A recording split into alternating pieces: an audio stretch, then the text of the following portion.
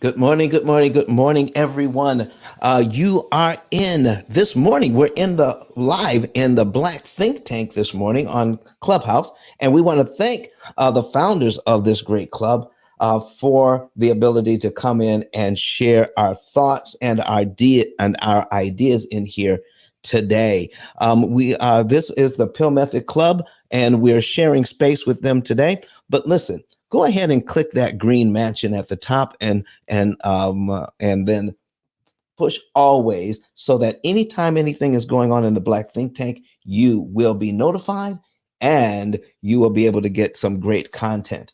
The Pill Method Club as well. So if you just click on my bio and scroll all the way down to the bottom, you can join the Pill Method Club as well. We have some great information for you today, and we want to spur some conversation. And if anybody has any thoughts or ideas on the subject of gentrification, come on up to the stage, raise your hand, and get on up here. Miss Dawn, how are you this morning? Doing well. I'm excited. All right. Okay. So why don't you go ahead and introduce yourself to everyone and tell us who you are and what you do. Aloha, y'all. My name is Dawn Robinson, the Money PhD. I am a single mom of twins, turned millionaire by age 44. Of course, that was not without paying off consumer debt. I paid off $140,000 in consumer debt in 17 months. Now on a journey to teach other women over 40 that were just like me, how to start late and finish rich. So this is Dawn, and I'm done speaking. Thanks for letting me be here today. Not a problem, Dawn. Listen, you paid off that much debt in 17 months.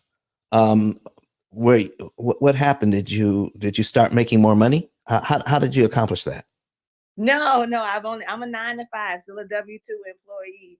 I got a bad boss, right? So I thought I was big, fat, and happy until I got a bad boss and realized I couldn't afford to quit or take a downgrade.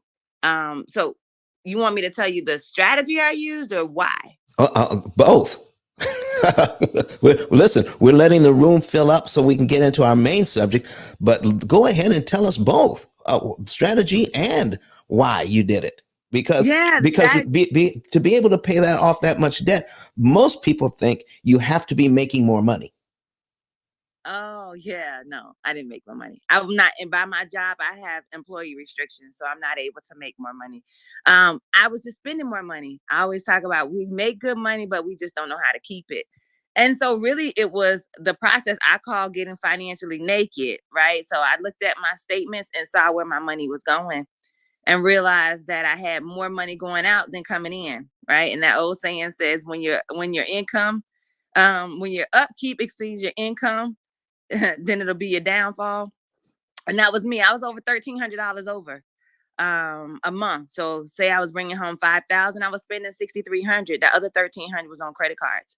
And when I was able to divide, I just looked at my expenses, divided what was in those transactions, what was required and what was lifestyle, and realized that my lifestyle was a liability. And although it seemed like it was a bit of success, it wasn't. And that was the first thing. And so I decided to just, I figured out what 3 things that were important to me. I wanted my nails done. I still wanted to eat out, and I wanted to travel. And then I said no to everything else.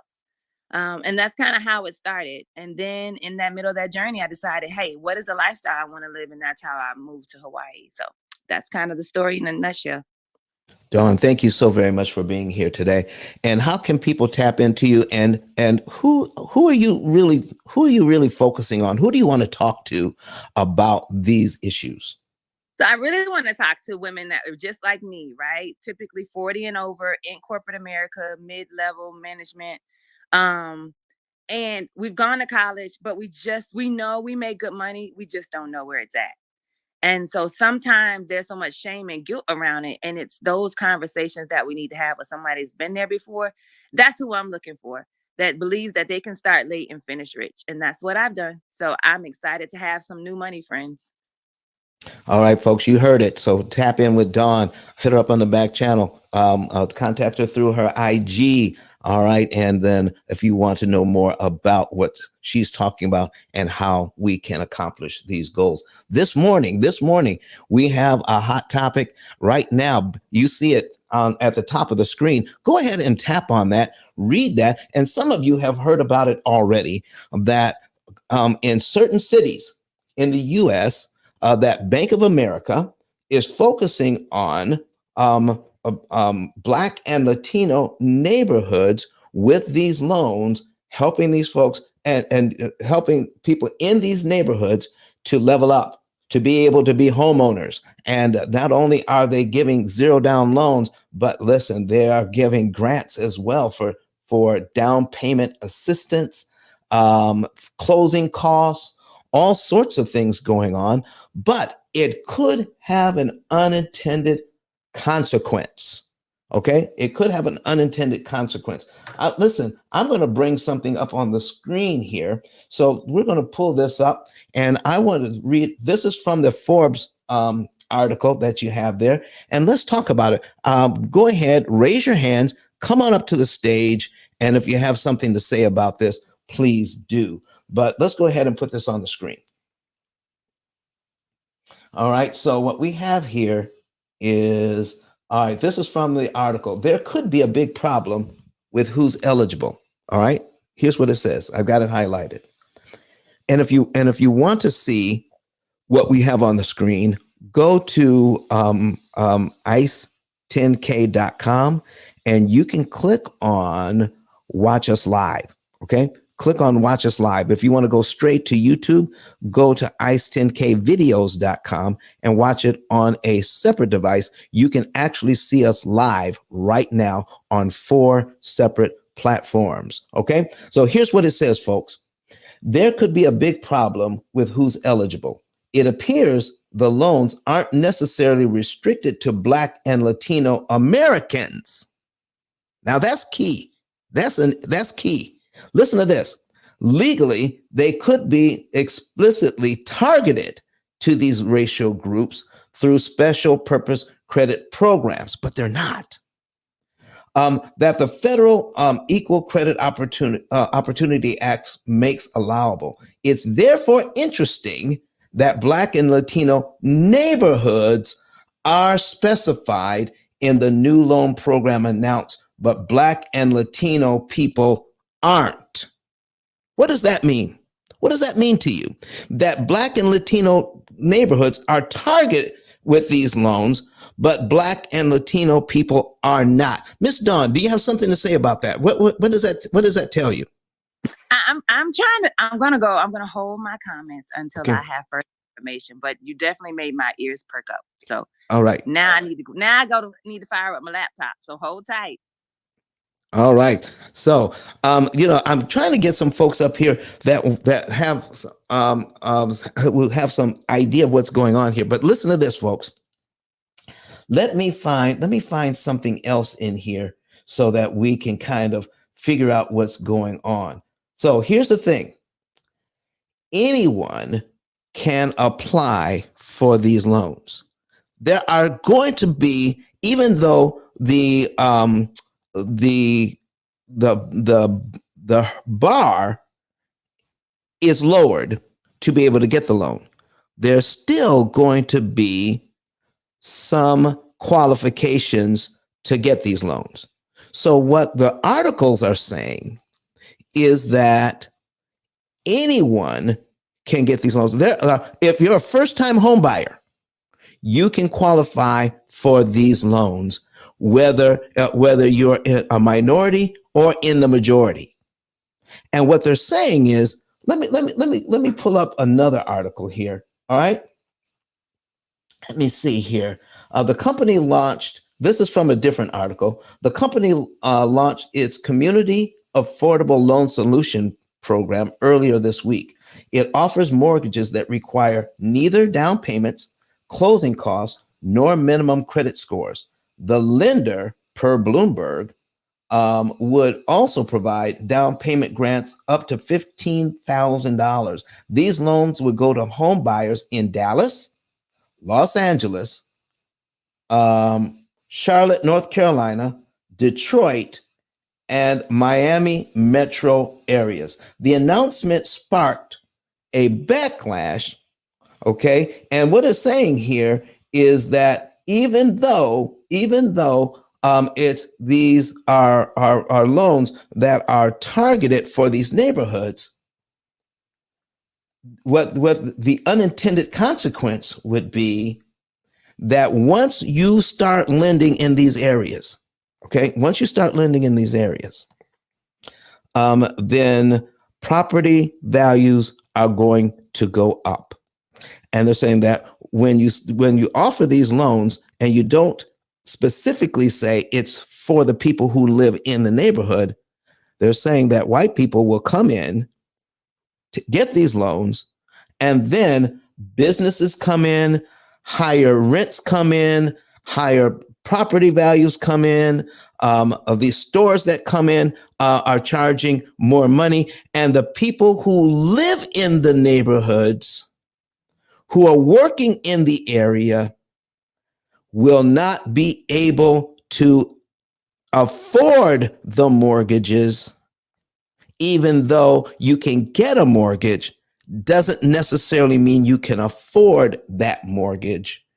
And therefore, the loans for that have been targeted for these areas are going to gentrify the area. Now, what does that mean? What does gentrification mean?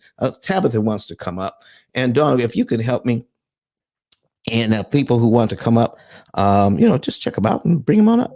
So invite to speak. So we're going to bring her up. Now, listen to this. I'm going to put another thing on. So I looked up this term gentrifier. I looked up the term gentrifier. It says here, what makes someone a gentrifier? Gentrifiers are people with medium or high incomes moving into low income neighborhoods, attracting new businesses, but raising rents and often continuing the tensions between new and long-term residents. So here's what we're saying. Anybody, these loans are specifically that they say that they're supposed to be helping the people that live in the neighborhood, but people with high and medium incomes can qualify for these loans and move in. Doesn't mean that they will. Doesn't mean that they won't. What they're saying is it could happen. What are your thoughts, Miss Tabitha? Good morning to you.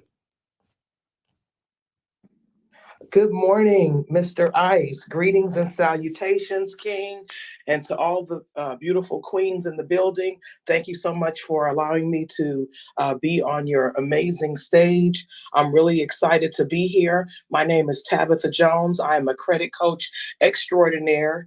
And what I do is I help people optimize their personal credit and their business credit and tap into the millions of dollars that are available to you, but you have to address your credit first. I also help people get back 4 times on every dollar that they spend. I help people learn about circulation. If your money is not circulating, it's not working for you, okay? And how do we do that? We do that through common law, tax-free, tax credit producing trust. Okay, just like the 1%, like Donald Trump and Elon Musk. Those are 2 of the things that I do. So moving right along, your topic is really interesting, and when you just piggybacking on what you said, it is with these loans being targeted to those, I'll just say it, those poor areas. It is an individual's responsibility, in my mindset, to do your due diligence and educate yourself, because you wouldn't want to go and get this amazing loan, qualify it, and then not making your payments on time and lose your property. So there are things that we have to do as people, before we just jump in with both feet. You have to educate yourself, because that's going to be like a hot tamale to someone who has never owned a piece of property, really don't have a lot of education about what it takes to own a property let alone to manage a loan. That's a lot of responsibility. And if you're not educated and if you don't posture yourself and position yourself to learn these numbers and how a mortgage works, you're going to be up a creek without a paddle. And like you were speaking on gentrification, that's a real thing. That is happening all over the country, I would say the world. And so in my mindset, my opinion is people must get educated. And I think it would be in Bank of America's, it's something else they could incorporate. And I haven't read all the dynamics, the ins and outs of this program, but it would be great if they could provide some type of education to the people prior to even, make it mandatory before they even qualify for loans like this. And thank you so much again for this opportunity. And I relinquish the mic. Miss Tabitha, you said some things. You said some things here. Is that here we come into a Black and Hispanic neighborhoods in these cities, and the word gets out that if you have tried to get a loan before and your credit score got in the way, the credit score is no longer a problem. If you've got to try to get a loan before, some of the bars have been lowered. But you're saying, here's what I'm hearing you say: without the education, people are going to hear that there's money available and then not know how to manage it and pay it back. They're going to get these loans and it's going to cause a problem. Is that what I hear you saying? Absolutely, because, at the end of the day, people want to be paid back, Brother Ice. They want their payments and they want them on time. And if you don't make your payments, let alone pay them on time, they're going to take your stuff. And that's what I love about, not trying to shift the gears, but that's what I love about, living like the 1%. I have a trust. I have a common law trust. So all my assets, my property is in my trust. Nobody can take my stuff. But I also have to do my due diligence. I pay my payments on time. And yes, that's exactly what I'm saying. And people will be misled because they'll get excited and say, "Oh, we could get this money," and you need to be educated. You need to educate yourself so that you know how this works. You need to be educated about credit, making payments on time, their credit scores, all of that. Thank you very much, Ms. Tabitha. We're going to tap back in with you a little bit later, but hang in there because you help to educate people about their credit, which is going to be very, very important here. So listen, I want to listen. We've got Mr. Daryl Cavett here, the Rainmaker, on stage. Sir, how are you doing this morning? I'm well. How's it going? I'm doing extremely well. Can you tell the people who you are and what you do? And I'd like to get your idea of what's going on here. You can tap in, please. Yeah, I was just kind of listening. I've kind of heard the buzz in a few different rooms and related to the Bank of America's program. I haven't read thoroughly about it, but anyway, Daryl Cavett. I'm in the Dallas, Texas area. I am in the finance, and I basically run a private equity firm, and we do some family office stuff. Um, you know, long and short, just kind of in that world, so to speak, and been in and around the industry for 15 years now. Um, and so, yeah, that's the long and the short. But who was just speaking? Was that a recording, Don, or? I see nothing but women up here, and I'm like, I thought that was the guy talking. I'm like, who is talking? I couldn't even make out. No, that was that was me talking. So there's just me, and I was reading. I was reading Ah, from an article. tracking. Yeah, I mean, I just think, man, again, I have to go back and read the article, but I mean, off the surface of it, man, I see it somewhat as a good thing. I mean, there's just certain things, man, like, I get it. Like, I have really more of a go for it mentality about things and entrepreneurial, because I don't care how smart you think you are, man, about anything. Nobody can predict the future. There's a lot of very, very smart people that lose their homes and that planned and they thought all these things. Life happens, right? And you can't predict everything. I don't care who you think you are. It's just not possible, you know.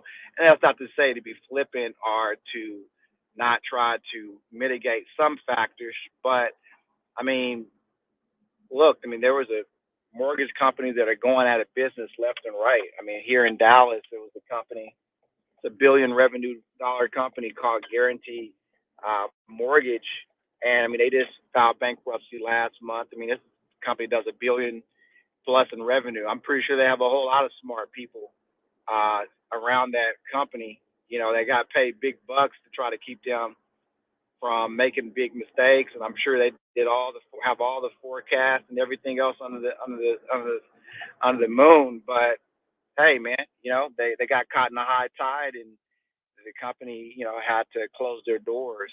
And so to me, that's just proof positive that even smart people in the industry, that company been around for 30 plus years. There's probably very few things you couldn't tell them that they didn't know about the mortgage business. But interest rates just kind of got out of hand, inflation got out of hand, and we all knew it was coming, but nobody could tell you exactly when it was coming. And if anyone tells you that they knew exactly when it was going to happen, they're lying to you, because they don't know.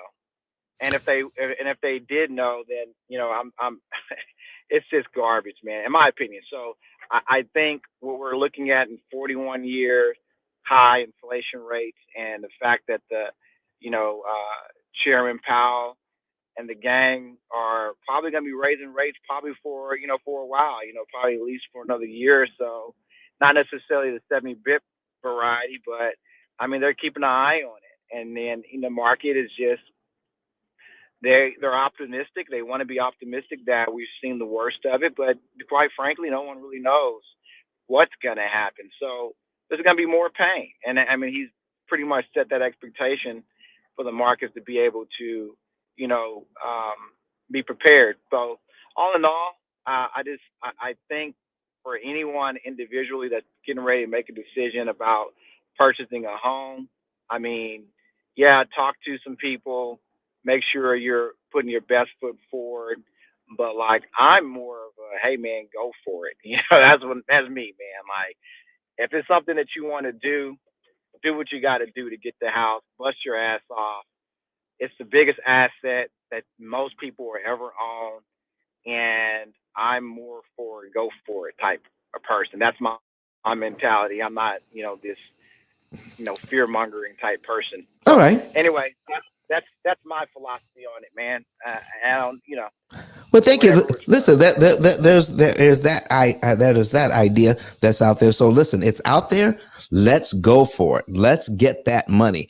Miss Tabitha is saying that because of things that have happened in the past, when you try to help someone, and then you don't provide education, it's like handing somebody a loaded gun without giving them proper training. I think that's what Miss Tabitha was saying. And then, listen to this part of this. I'm putting this on here. It is also noteworthy. Here we go. Is also noteworthy that 1/3 of the previous community home ownership commitment participants were not multicultural. Uh-oh. Presumably, that means white. Here's the math. More than $3 billion in loans and over $1 million in grants potentially went to non-multicultural home buyers. Hence, as many or maybe more white persons could plausibly benefit from the bank's new loan program that targets Black and Latino neighborhoods. The result would be gentrification and displacement of longtime residents of color. All right, Credit Goddess, how are you this morning? I'm great. Don, how are you? I am doing extremely well. Credit Goddess, would you please tell us who you are and what you do? And do you have an opinion on this topic? Ooh, if I have an opinion, I would go on my rant, but I'm gonna try to be calm this morning. Um, but my name is Rose Laura Lewis. I'm also known as Credit Goddess and the official credit expert for the P.I.L.L Method crew here. I'm not only a credit repair specialist, but I'm also a credit improvement strategist where I help my clients not only repair, but also optimize and improve their credit so that way they can gain access to other people's money. And along with that, I'm a business credit consultant. Now, my opinion on this, and I just mentioned that I'm a credit score improvement strategist, and this Bank of America loan does not require you to have credit scores. But I do want to talk about like what is required. I saw on social media, and I'll read that. But my opinion on this, um, someone, I think someone had commented that on maybe on your end. The lady that just said what she said is because of the lack of education. Why we say to share this room, I'm not sure how many of you guys own homes here, but why we say to share this room and share this type of information, because if we're talking about education and you have myself, you have Dawn, DAWN, you have ICE, you have RB, you have the Rainmaker, and you have plenty of other people that use this platform to contribute and educate. And how come we only have 41 people in here? And when we say share the room, how come we only have 6 shares? This information does not get, let me help you guys understand this. Okay, so Bank of America put this product out. They have to market it, right? And they did. They put it all over the social media or however it got to the social media. But when we put commercials out there, the education has to come from the conversations that we're having with each other. And when we sit in these type of rooms to hear how to pay off a mortgage in 7 years, what about the people that don't have a mortgage? Can they come into this conversation too? They don't have to wait until they get a mortgage to learn about this information. Sometimes it could be the fact that the interest rate is too high that they're not coming into this conversation. Sometimes they count themselves out that they cannot afford a mortgage why they are not in this conversation. Now let's ask the question. And folks, and all over the platform and in this room, ask your family members why. Why aren't they buying a home? Right? Because now that this program has been out, well, let's be honest. NACA provided this program. Okay, it's no different. I think NACA is a Bank of America product. It's been out, right? Zero down. If you ask, and I'll pass the mic to RB. If you ask, because we do first time home buyers, and we have a first time home buyer presentation on the 18th of this month. RB, how many participants do we get on this call? Because listen, we are out here.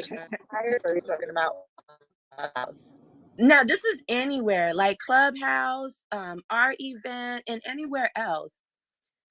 This type of information is out there to educate you guys on the home buying process, what products that are out there, and also how to position yourself. But we don't show up. So if we don't show up, how do we get the information? How do we get the education? Right? Now that this information is out, right, with Bank of America, and to answer the question, is Bank of America no down payment plan? Is that a gentrifier? Well, we're talking about because of the non-black folks that are coming in because they see this opportunity and they snatching it up so that way they can gentrify our neighborhood. Yeah, but we have to also look at the word gentrify. Gentrify has nothing to do with color. Gentrified is beautifying the neighborhood or improving a neighborhood, but we can improve our own neighborhood. And this product is out here for those that don't have the means, like the credit score or the down payment, the money to put down on the down payment. So they lowered the barrier of entry for you guys to come in. Now, this is an opportunity for you to share this information, right? We have this conversation right now. If you have any family or friends that are that you know that need a house and have no idea, share the room. We got 10 shares. We got 33 people in here. Share the room so that way you don't have to regurgitate this information. They can hear it from us while we're having this conversation, and the opinions that are going back and forth, so that way they have a understanding of what's going on, right? So it's not the education. The education can be there, or one of you guys, any one of you, can open up your home and bring in people from your neighborhood that don't own a home and talk about it.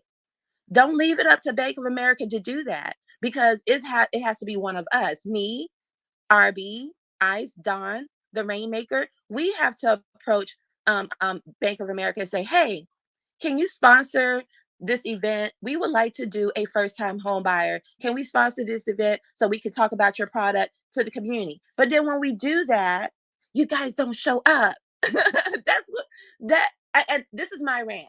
Okay. This is just my rant. I don't want you guys to take it personal, but that's my rant. We've been doing this. We've been doing this. We have free events online, virtual event, because we understand that you guys work and you don't have the time to carve out to come to these events. Okay, we do that. We have virtual event where you can do this from the comfort of your home, but we don't show up. It's either we don't show up or we don't share this information. That is the problem that I have with our people, and I'm gonna just be honest and straightforward. That's the problem that I have when we say share and it's free. Because if we have to pay, like RB and I, we have to put in our marketing. We have to put in $25, $50 to market so it can hit any one of you guys' social media, because that's where you guys spend more time.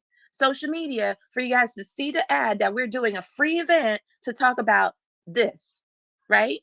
But we don't show up. So So Rose, I hear you. yeah, I hear you. So, people are saying that. Hold on for a second, because I need to plug in my computer. All right.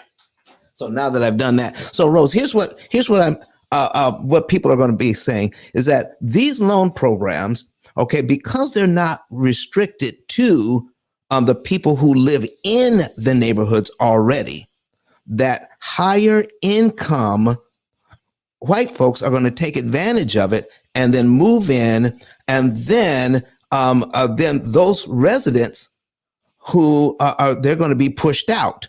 But you're saying instead of talking about those residents who are going to be pushed out, you're saying, what I hear you saying is you don't have anybody to blame but yourself if you get pushed out.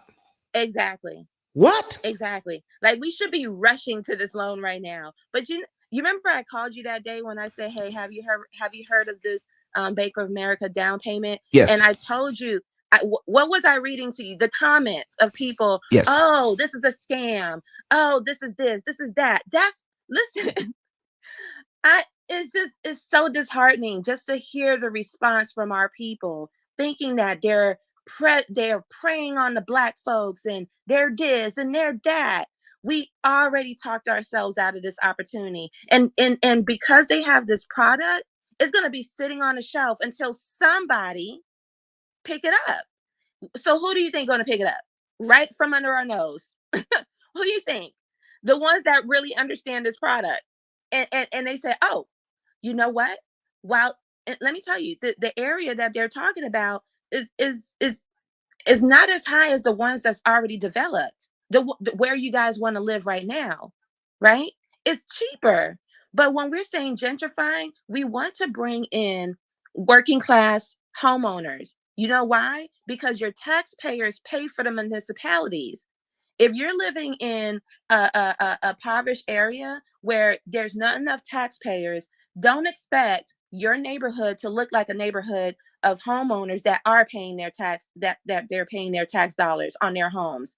It's a difference. So when we're saying gentrifying, when we can bring in working class homeowners, this helps gentrification. It helps the municipalities, police, fire, hospital, firefighters, parks, recreate everything.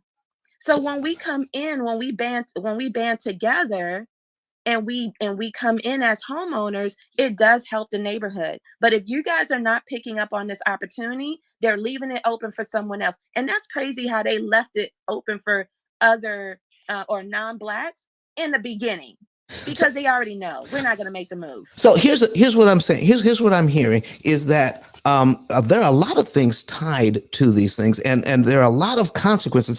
There are a lot of moving parts, a lot of dominoes being knocked over because one thing happens or another thing happens. So is that gentrification is not a bad word from what I'm hearing from you. No, it's not. It's not a bad word. So from what I've heard from you, you're saying that gentrification means it's a beautification of my neighborhood. It's an uplifting of a neighborhood. It's a positive change to the neighborhood. Yes. And gentrification is open to anyone. Yeah. But not everyone takes advantage.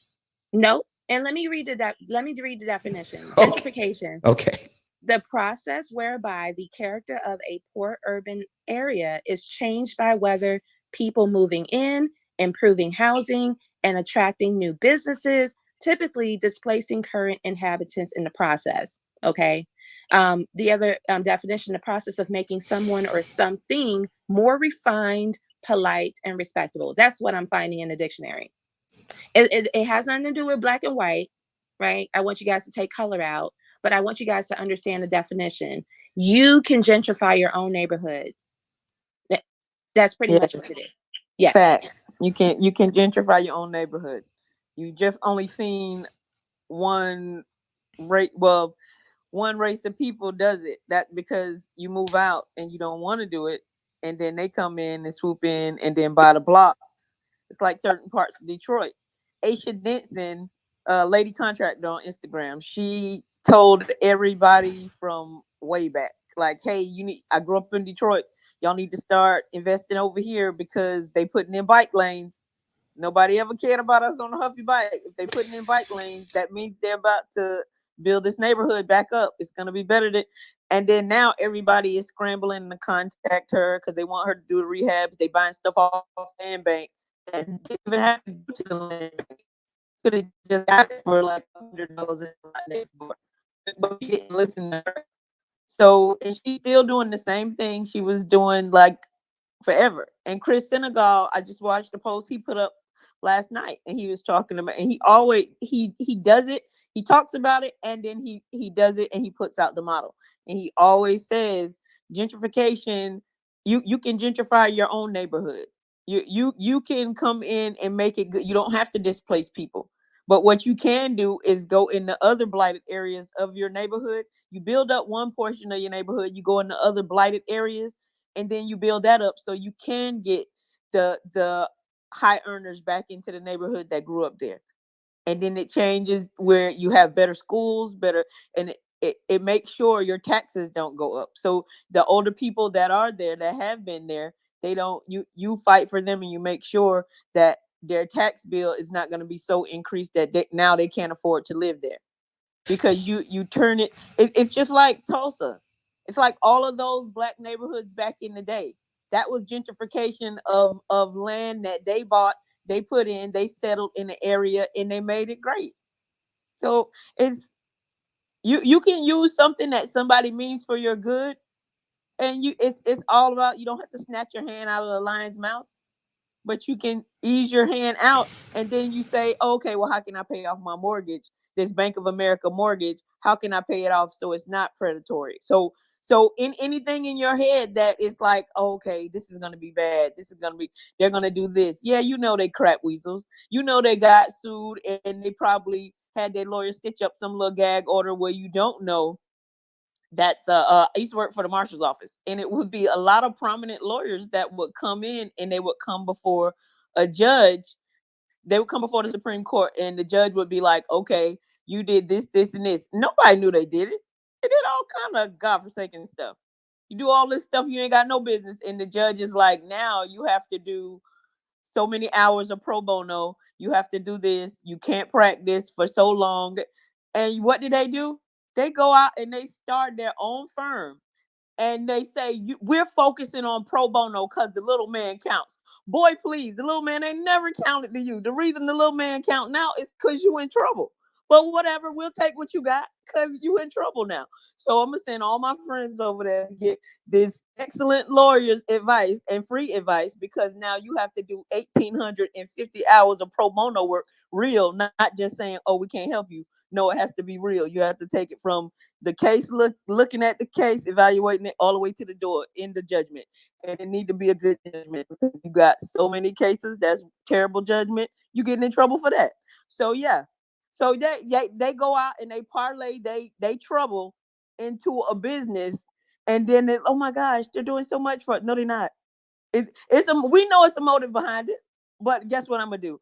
I'm gonna go and I'm gonna send all friends that need excellent presentation. I'm gonna send it to you, and you better do what I heard the judge tell you to do, or want you for that. So yeah, they getting in trouble, but okay, use that trouble to your benefit.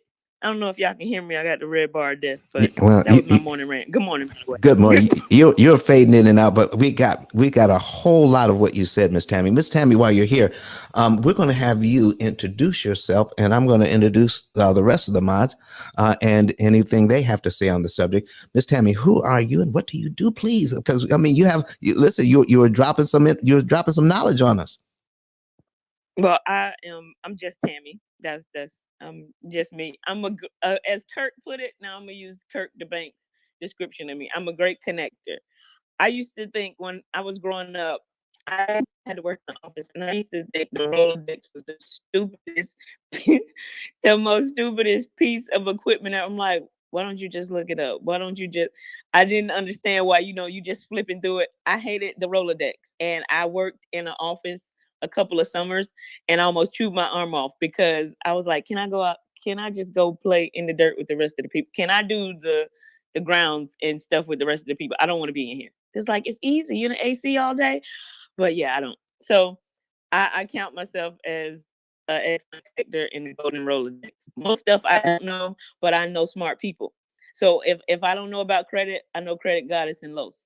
If I don't know about certain, I can connect you with somebody that knows, or I've been around somebody that knows, and I'm gonna tell you exactly what happened, and then you can back channel me, and I'm gonna give you that resource. So I'm the proud owner of 2 dormant businesses until I get my general contractor's license, as well as my roofing contractor, and I volunteer for Habitat. So that's what I do. Thank you, Miss Tammy. And Miss Crystal, we have you on the stage. How are you doing this morning? Good morning, Mr. Dunn. I am amazing. Thank you. How are you this morning? I am excellent. Please tell us who you are and what you do. And do you have an opinion on the topic? Well, I am a real estate investor, newly to expanding my portfolio. I'm really excited about it. I'm also a serial entrepreneur. I own a marketing consulting firm where I specialize in strategic and experiential marketing. I also am an escrow officer in the state of Texas. I'm actually walking out the door right now to go view a closing.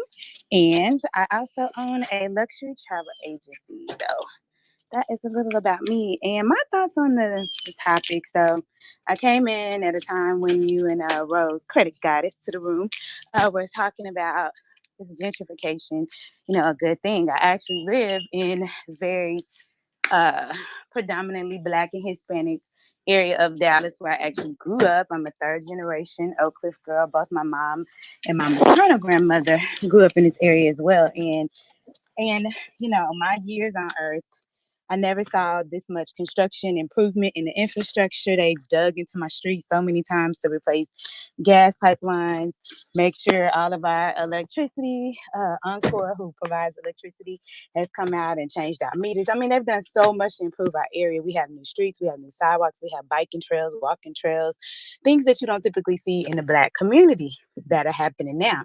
Now, for me, that's a great thing because I own this home free and clear. There's only 3 of us on the block, so I'm excited that I can literally own the block, even though it's not a really big block, but it'll be my block. And it's very personal for me because, like I said, I grew up here. Always,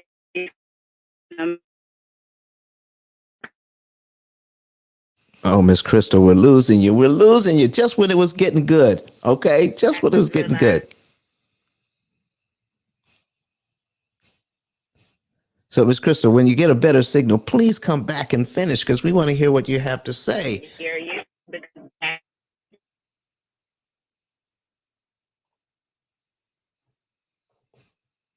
convenience. All right, Mr. Norman, how are you doing, sir? Miss Crystal is she's driving, and when she gets a better signal, she's going to come back. Mr. Norman, how are you doing this morning? Oh, I'm sorry. Did I lose you? I mean, you lost me right there. I'm sorry. Can Yes, you hear me we now? did. Yes, we did. Go ahead and Oh, finish because we can hear you good now.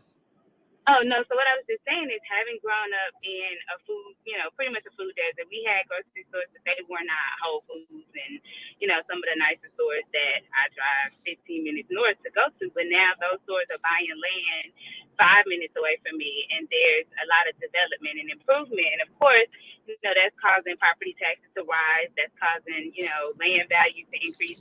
But for me, it's a great thing because I already planned for that because I used to sit on two boards with the city of Dallas and I knew what the plans were. So that's really important for people that are homeowners or looking to be homeowners. Get involved with the city, know the plans, know what's coming, so you can be ahead of the game. One thing I just regret is that I didn't buy more houses when they were much less because now everybody's coming in, buying everything, buying all the lots and building. So it can definitely be beneficial if you're prepared for it. Now, for those who can't afford the tax increases and the code is more enforcing, things now. You see more signs on doors. Hey, these are high weeds. You need to do this. Oh, this tree is more than 8 feet to the street. Things I never got, notices about. They're putting them there. And it's seemingly like the goal is to put people in a position where they can't pay it so they can put a lien on their property and seize it. And I'm just like really proactive because a lot of my neighbors are elderly. Like they're 80, 90 years old. They've been living over here since the 60s and 70s. So I think it's important for those of us who have a voice and have the knowledge and the access and resources to get educated so that we can, save our communities and also encourage others to move in and take advantage of these loans that are now available so that we can build community and restore what's already been existing for generations. So. All right, thank you for that. Thank you for that, Norman. You're here, sir. So talk to us this morning. Who are you and what do you do, sir? Good morning. Now, you guys may hear my junior partner in the background. Don't let him distract you from my voice. I am a realtor in Georgia and Alabama, and I work with home buyers on the education process before, during, and after your home purchase. I think this is a great room, great topic for discussion as it pertains to BOA. I think this can be a great opportunity for folks of color, Black folks, Hispanics, whomever, multicultural, to take advantage of, though it's not limited to that demographic. I think one of the big things that has to be done, especially for those who are in the know, is to educate the people who are not. I've seen people, who have 2 degrees, 2 and 3 degrees, reposting this and with negative words. And I think a lot of it has to do with the headliners, how the headliners have branded this particular conversation, as opposed to just going directly to Bank of America's website and seeing exactly what they have written and what the qualifications are. Um, Sometimes those headliners can become a larger distraction. But I tell you what, I'll go on, give me a few minutes here. I'll come back and share some more comments. Thank you so much for that, Norman. Listen, I'm going to read something further before we bring Byron in here and introduce him. Listen to this, folks. It says, given that criteria, significant numbers of white applicants who pay their bills on time, meet the income threshold, and satisfy the other program requirements could take over certain communities under the guise of equitable home ownership opportunity. This is already occurred in numerous cities across America as white early career professionals, usually in their 20s and early 30s, moved into neighborhoods that have been long under-resourced. High-end coffee shops, craft breweries, co-working spaces, CrossFit facilities, boxing gyms, dog parks, boutiques that sell $80 t-shirts, and lots of expensive restaurants swiftly follow these white urban gentrifiers. So now, from what I've heard already, that gentrification isn't a bad thing. From this thing is that gentrification is going to happen. Who's going to take advantage of it? Byron, how are you doing from the BOB? Byron Holman, how are you this morning, sir? I'm blessed, man. I'm blessed. Super blessed. Good morning. Good morning. Would you please introduce yourself to us, sir? Absolutely, man. Byron, real estate investor out of Houston, Texas. Primarily focused on the wholesale space. Also do a little bit of creative finance, new construction, fix and flip. New to the build to rent space. And yeah, man, that's me, man. That's me. I'm glad to be here, man. I'm definitely glad to be here, man. How you doing this morning? Man, I'm excellent. I'm excellent. In fact, I'm introducing everybody else. Let me go ahead and introduce myself. My name is Don Daniel, founder of P.I.L.L Method International, a better way to eliminate debt. And what we've done, folks, is that we've made it easy to understand how loans actually work so that you can pay off these loans in 7 to 9 years without changing your budget and without sacrificing lifestyle. Because when one thing that's going to happen with some of these loans, when you lower lower the credit score, or you lower the bar of entry, all right, then the risk is going to increase, and therefore the interest rate on these loans could increase. That could be another thing that happens. And I want you to know that if you get a higher interest rate loan, don't worry about it. We can even show you how to cut your interest cost on those loans, not the interest rate, but the interest cost on those loans.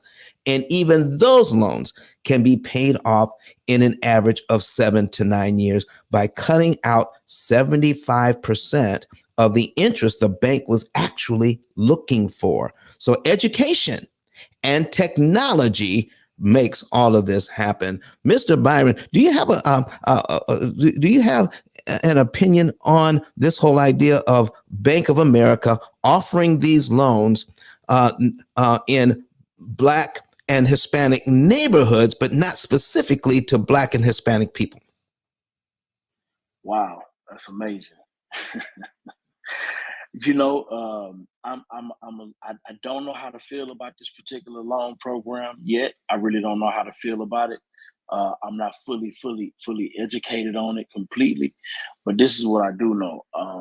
I do know I would rather them, offer Black and Hispanic folk a lower interest rate, right, than to give us a zero down payment situation and a high interest rate. Because I just feel like if you're really are you really doing us a favor, or are you kind of setting us up? Because you got to understand, a lot of what caused the 2008 was it the 2008 mortgage crisis? Yeah. Was they allowed people in the homes that weren't necessarily prepared, didn't have enough skin in the game, and as a result, a lot of people ended up losing them houses.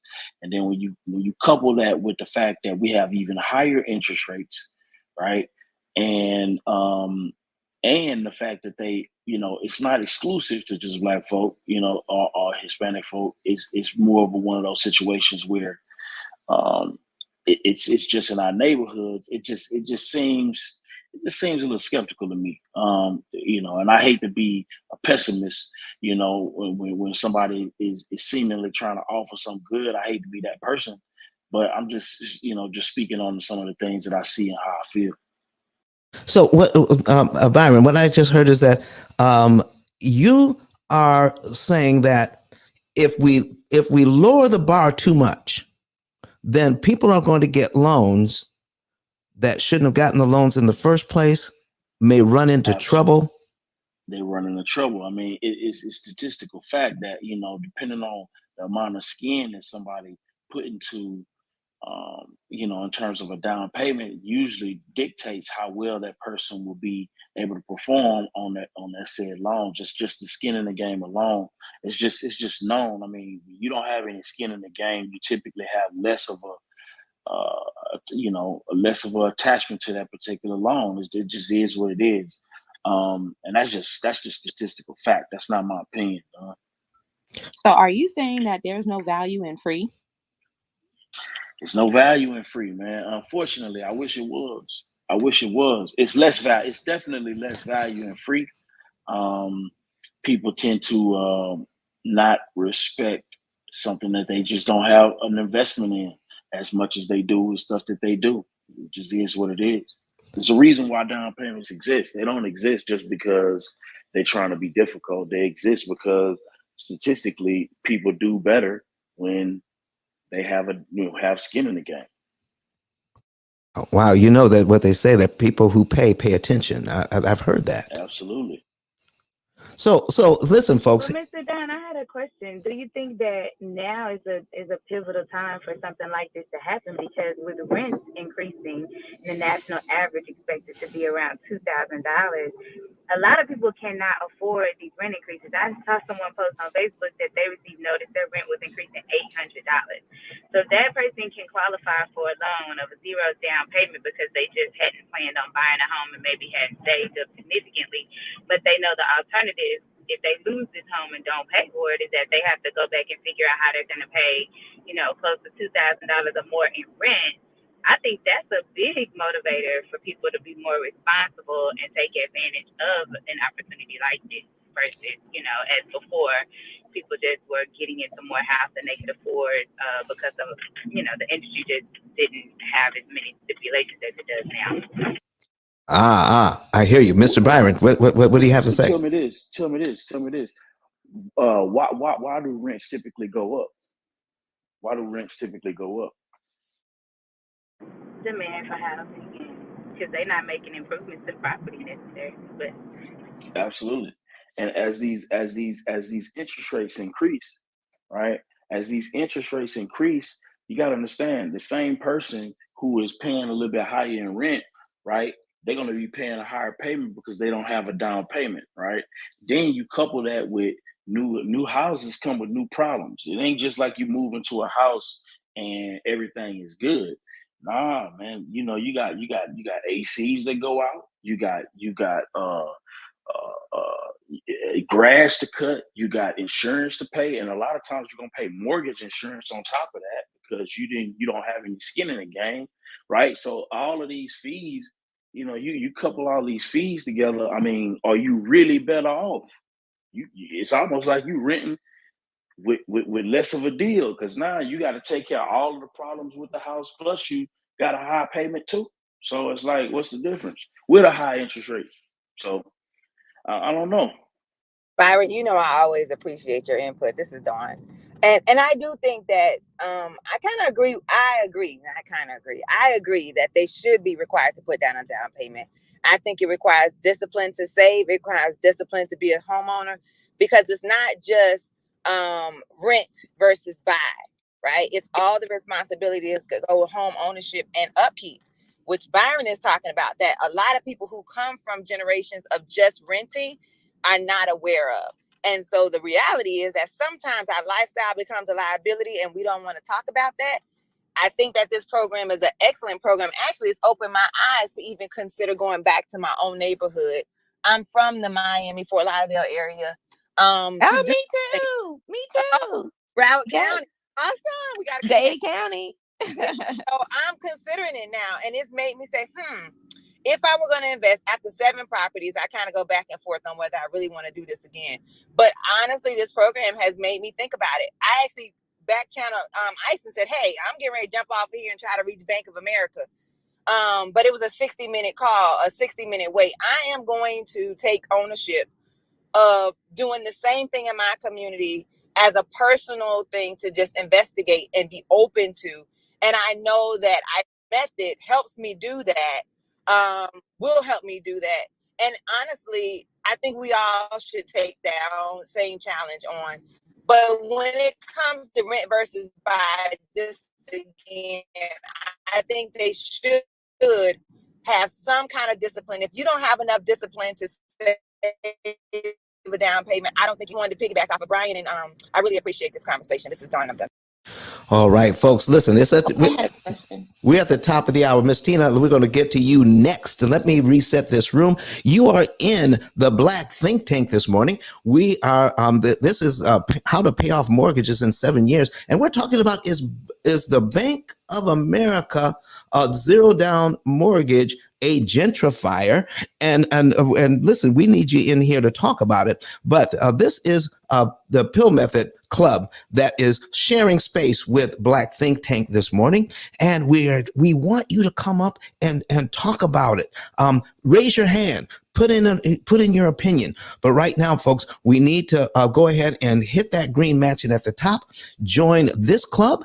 Join the P.I.L.L Method Club, and follow all of your moderators. And so when you do that, when good content is out there, okay, there's a lot of bad content out there, but when there's good content, it's right here. It's with these folks. So follow, and then when we're on stage, you will be notified. I want to tell you one thing is that what we do here in the P.I.L.L Method is make sure that you're able to, once you get these loans, once you get the education that Credit Goddess is talking about, once you do the work that Miss Dawn is talking about, and when you make that down payment on that home that Byron is talking about, you want to be able to pay it back and do it with ease.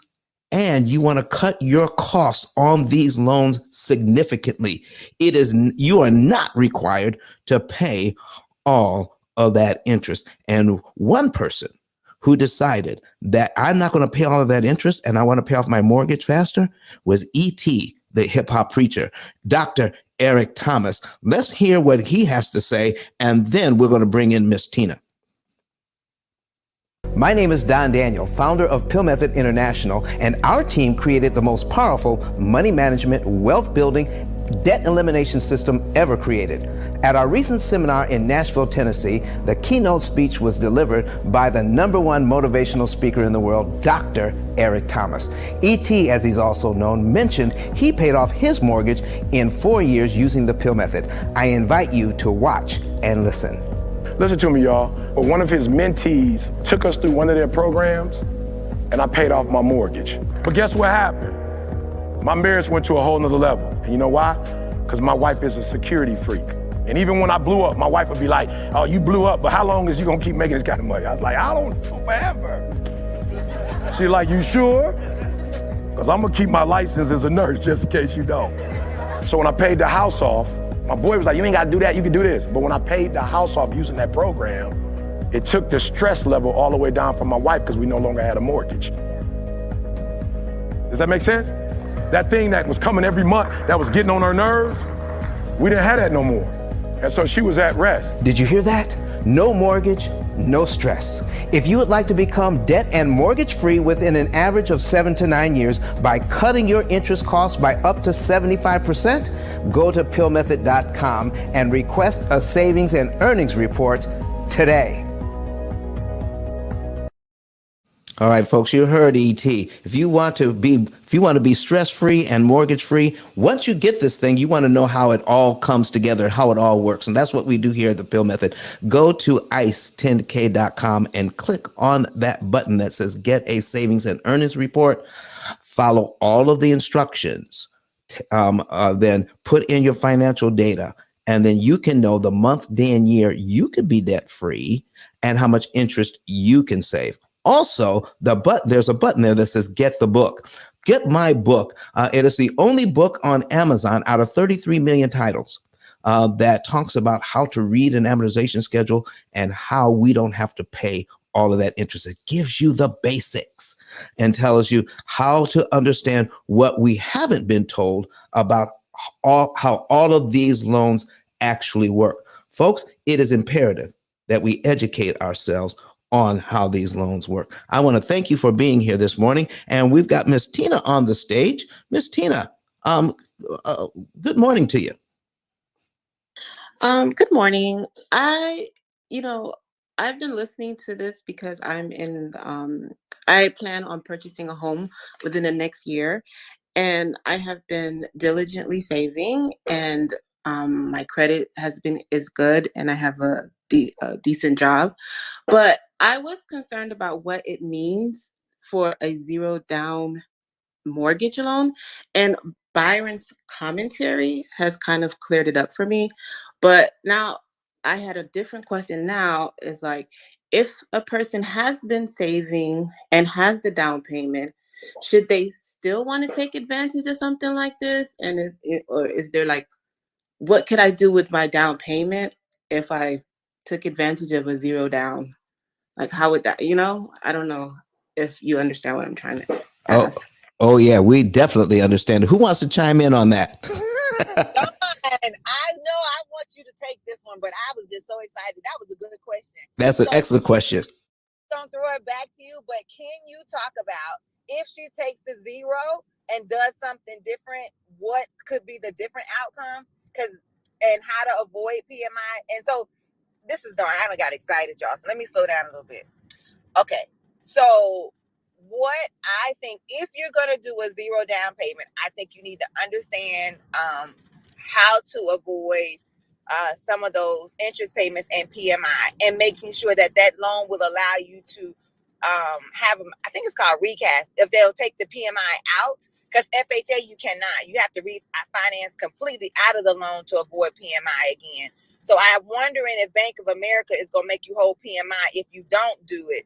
So I think I read that they said no PMI. Yeah, okay, no so if they PMI. have no PMI, then that's a great idea. And I know Dawn is going to show you how to take that down payment and do something different immediately after payment one, right, Dawn? Oh yeah, I'm Yeah. queuing it up right now. I'm so excited. I'm so excited. My toes are curling in my boots. My boots. Your boots. Listen, I just wish more people was in this room to see the example that Don is about to share with you guys, how you can actually knock off months and years of your year's payment. Like I wish more people was in here, because if we understand math, because this is simple math. I know a lot of us didn't like that subject in high school, and unfortunately you don't see what we see, and this is the education right here. This is the education. So if you guys are not sharing the room, I want you guys to share the room right now. We have 18 shares. Can we get 10 more shares, so that way you can see? If you have to reach out to your family and friend and say, hey, Don is about to show you that it doesn't matter how high the interest rate is, you can actually pay less interest over time, or pay off the mortgage and cheaply, I would say, than if you had a lower interest rate. Do not be afraid of high interest rate, especially if you're going to pay off the mortgage in a shorter time, 30 years. If that is your plan, I need you guys to share the room so they can see this example. Once you see this example, the light bulb would go bing, and listen, you guys would be running towards this loan, because that's another thing that people were afraid of. ICE, oh, because it's a down payment, it comes with a higher interest rate.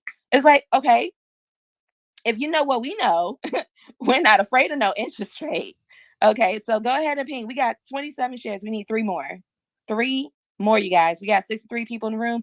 Hey, y'all, that's just tapping in. We're talking about paying off your mortgage in 7 years, and if the Bank of America down payment mortgage is a gentrifier. So I want you guys to listen to this conversation, because it will give you guys some insight of what this loan is all about, and all this negative talk that's out there. Listen, we're just spreading fear, and we just want to give you guys some confidence. I want you guys to tap into this loan, and Don is going to share that with you guys. Oh, 32 shares. Thank you. Ice, go ahead. All right, Miss Tina. So here's what we've talked about previously, and that somebody's going to take advantage of this loan. Okay, somebody's going to take advantage of the zero down payment, and it's those people who are in your position. Your credit score is where it needs to be. You're paying your bills on time. You're saving the money for a down payment. You're doing everything that you're supposed to do, and you're wondering, should you take advantage of a situation where they're going to, no down payment required. And then we're also going to give you a grant so that you can take care of closing costs as well. Are you asking, should you take the free money if you're already in position to do this all without that? Is that what you're asking?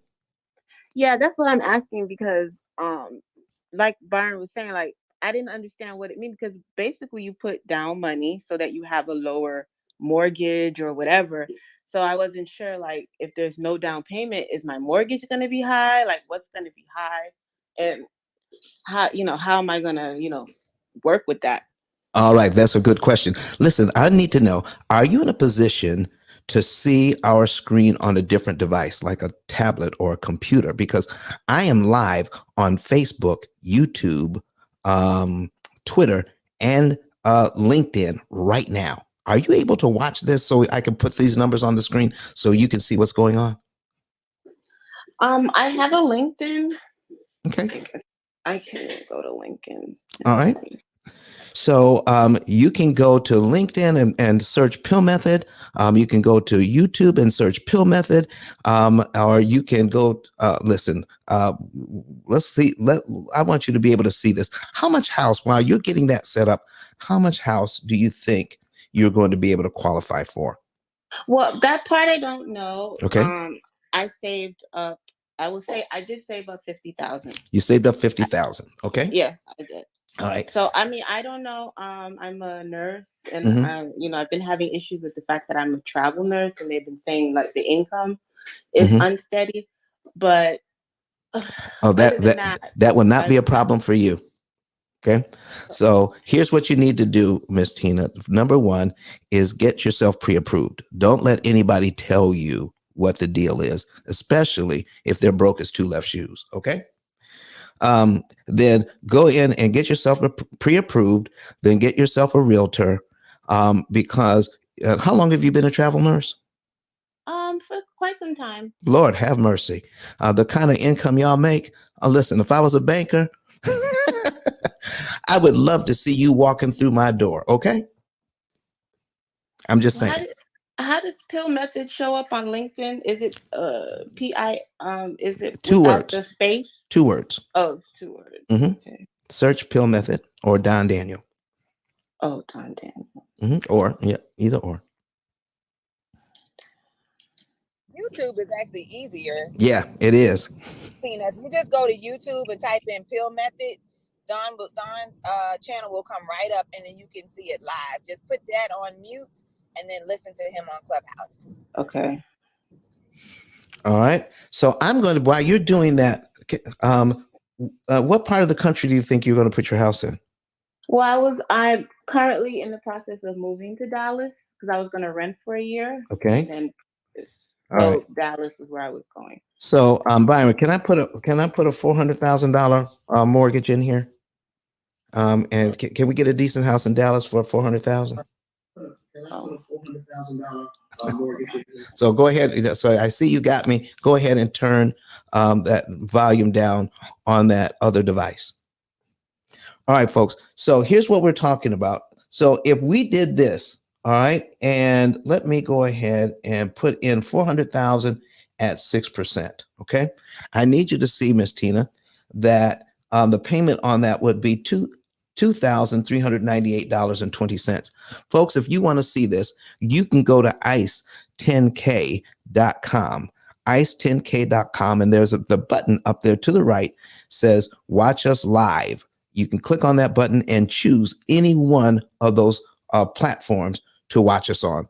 Right now, you want to see this. We're at 40 shares right now. We have 61 people in here. 181 people have come through the room, and you are here to learn about this particular thing, but we have something important on the stage. If you want to be part of gentrification in this neighborhood, and we've already established that gentrification is not a bad word. It's going to happen. What needs to happen is what we need to know is who's going to take part. Okay. And Miss Tammy, are you still with us? Yes, sir. Okay. Because I want to come back after we finish this. I want to come back that those people who are gentrifying the neighborhood, do they have a responsibility to the long-term residents that are in the neighborhood and what they can do. We want to come back to that because you brought up a very good point there. Miss Tina, are you ready for this?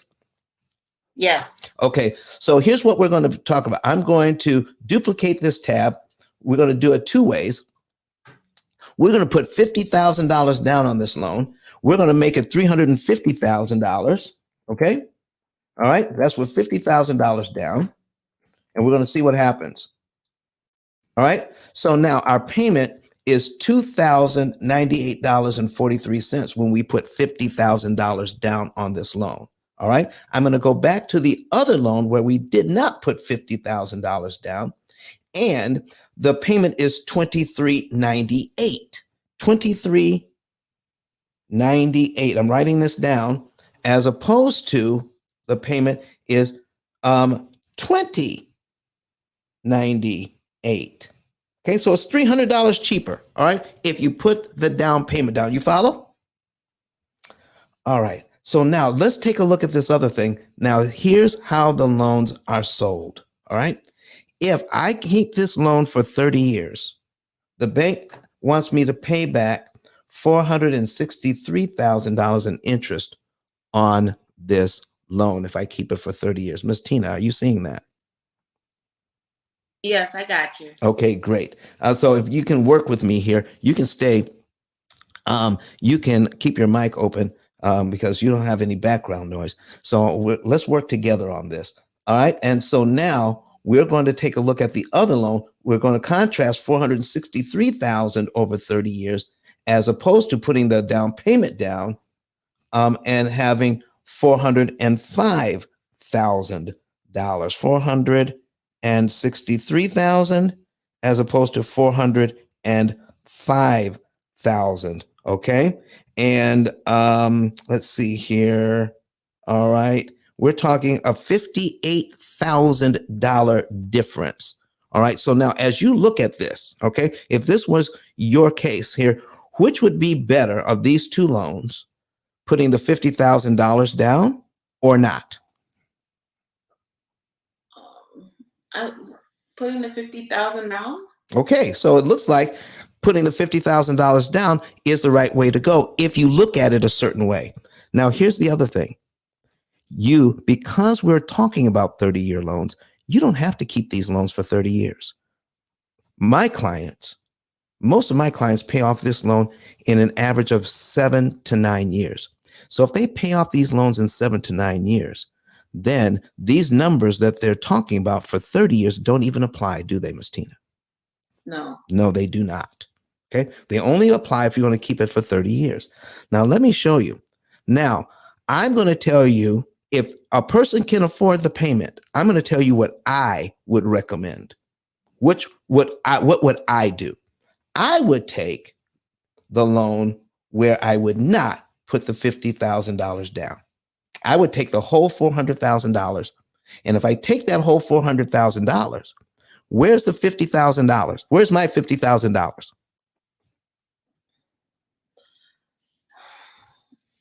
And would you put it towards the principal? Ooh, look at you. Have you been to one of my rooms before? No, but I try to keep up on the finances. All right, let me show you what's going on here. All right, I need you to work with me on this. I'm going to do just a little bit of background, just in case there's somebody in here that's in here for the first time. Folks, we're at 41 shares. Don't stop sharing. Get this information out here because this is a great question. So, Ms. Tina, do you see here? Now, I need you to write something down if you're taking notes. Interest payments I skip don't matter. Interest payments I skip don't matter. All right. So when you make this first payment, how much money goes to principal here on the very first payment? Is it the $398? Yep. Okay. And then how much goes to interest? $2,000. How does that make you feel? Good. That you paid? Wait, hold on. No. That you paid $2,000 interest? Yeah, no. Okay. I don't want to pay $2,000 in interest. All right. So here's what you're doing. You're actually purchasing equity here. So equity is the difference between how much you owe and how much the property is worth. And with that very first payment, you've created in potential equity $398. Okay. And it costs $2,000 to get it. Do you want to pay $2,000 for $398 worth of equity? No. All right. Let's see what we can do here. All right. So if we have a loan like this, and let's say your first payment is in January and you make your January payment. So I'm going to ask you, what would February's principal payment be? So February's, would it be the 400? Yes, February's principal payment would be the 400. Based on what you know to be true, do you have to wait till February to give the bank that money? No. Really? Okay. So if you had it, you could also give it to the bank in January, couldn't you? Yes. All right. So let's do this. All right. So if we did that, all right, let's say we make our January payment and we give the bank this $400.19. Do you realize all of that money goes to principal and we're paid down to line 2 in January? Yes. I didn't know you could pay extra on the principal. Okay. Now here's what happened. Normally, it would take the full payment to get rid of line 2. The full payment of $2,398.20. You just got rid of line 2 for only $400.19. That's it. Okay. Line 2 is gone. Your next mortgage payment for February is on what line of this schedule now? It would be on line 3. Right. So this is February's new payment. Line 2 is already gone. Guess what just happened? That $1,998 and a penny of interest on line 2. What happened to that?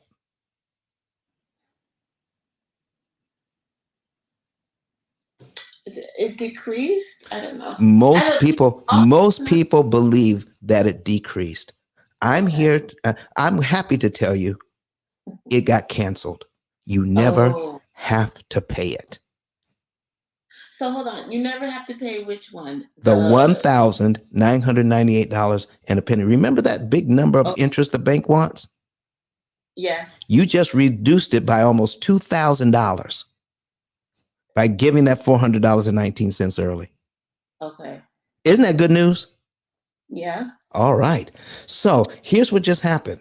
Before, we were paying to get $400 worth of equity. We had to pay $1,998 and a penny to get it if we wait till February 1st. So did we just get $400 in equity for free? I guess. Yeah, because you didn't have to pay the interest for it, right? Yes. So now this is new to people because, listen, I need you to know this, that it's not because you weren't paying attention in class that you don't know this. There is no class on this. If I asked an experienced mortgage professional these same questions, they would have the same hesitancy because even mortgage professionals do not know what you're learning today. How about that? Well, can it be applied to a car payment too? Oh my goodness. If it carries interest, it can be applied to all of it. All right. So now, now I'm still laying the groundwork here. What if we did this? Make our January payment. I'm just giving some scenarios here. What if we gave the bank an extra $400, the principal on line 2, line 3, and line 4? What would happen to the interest payments on line 2, 3, and 4? So they would cancel out? They would cancel out, and our next mortgage payment would be on what line of this? Our February payment would be on what line of the schedule now? It should be on line 5? It should be on line 5. Yes, ma'am, it should. Are you feeling better? Are you feeling more confident now? No, I'm still hesitant. Okay, all right. Well, now remember, we still have our $50,000, don't we? Mm-hmm. Now, I want to show you one more thing, and I think this may cure us of all that hesitancy. Do you see where it says cumulative principal and cumulative interest? Yes. All right. So when you see cumulative principal, let's look at line 12. That's 12 months in. All right. That's 12 months of principal. That's all the principal payments added up for 12 months. And we just added it up for you. It comes to how much money? $4,912. If we do it the bank's way, how much does the bank want you to pay? Because here's all the interest added up. 23,000. Do you believe that it's $23,866 is too much to pay for $4,900 worth of equity? Yes. All right, let's see what we can do about it. Now I'm going to ask you some questions, and you're going to teach this to everybody on the stage. Are you ready? Okay. Because Miss Tina, you're a teacher. I'm telling you, you're a teacher. Come on. All right. So I can see that I will eventually have to pay the bank this $4,900, right? Yes. Do I have to pay it in 12 monthly installments? No. Ooh, you mean I could pay it if I have it, I can pay it all at one time? Yes. If I paid it on line 1, would I be paid down to line 12 in just 1 month? If you what? If I paid it up front on line 1, would I be paid down to line 12 where I would owe $395,087.98? Would I be here in just 1 month instead of 12 months? Ooh, what would happen to all the interest payments between line 2 and line 12? So all those interest payments would cancel out. They would all cancel out because I gave the bank $4,900.12 early. Does that make sense to you? I think so. I'm trying to grasp it. Okay. So now, so if I make every single one of these payments on time, every time I give the bank money, every single month, I have to give them interest. Okay. But if I give it to them early, I get to skip the interest payments. It is true. I know it's kind of hard to believe, isn't it?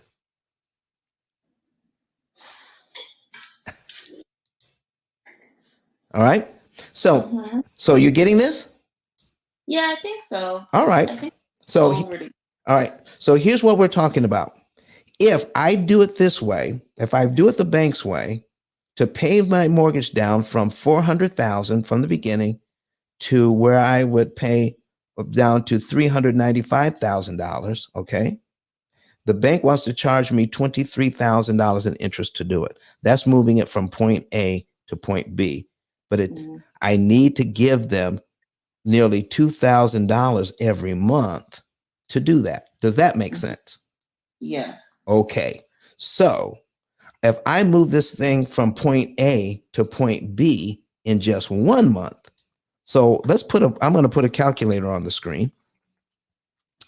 And we're going to go over this. Now, listen, folks, keep sharing the room. Keep inviting people in here because this is good stuff. So we have $400,000. Okay. Do you see my calculator? Yes. Okay. I'm going to subtract the $4,912.02. It comes to $395,087.98. It's the same thing on line 12, isn't it? Yes. There's 2 ways to get here. I can do it over 12 months and pay interest every month, or I can do it in 1 month and only pay $2,000 worth of interest. Okay. Which is better? Doing it in 1 month and only paying $2,000. So basically, I guess. Go ahead. So I can get to the $4,912 by just paying the $2,000. No, what you're doing is you're going to make your regular mortgage payment. Okay. And then add to it an extra amount that would take you down here to line 12. Okay. Okay. Now that you have this background, I hope it's not too soon to show you. If I make my mortgage payment, could I actually add the $50,000 to this? If I want to use instead of using my down payment using my $50,000 as a down payment, could I use it as a prepayment to this loan? Yes. If I did, do you think if we looked at the cumulative principal, I can go down to where it says $50,000? Mm-hmm. Let's go down and see. That's 1 year, 2 years, 3 years, 4 years, 5 years, 6 years, 7 years, 8 years. I'm in my 9th year now. It's a little slower on your side, but when we get down to $50,000, tell me when it stops moving and tell me what line we're on this mortgage schedule. 98. So in other words, if I did this,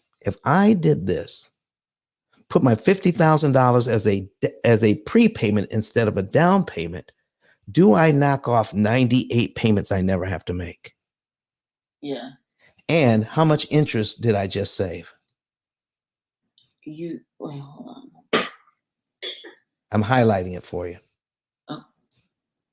Okay. So you saved $184,884. Yes. Mm-hmm.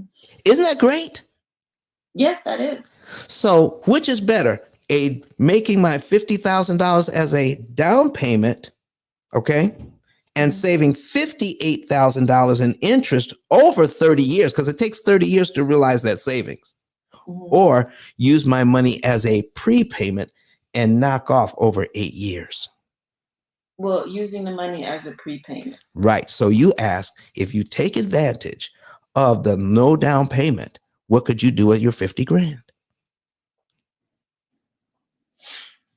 I could use it as a prepayment. Yes. What do you think about that?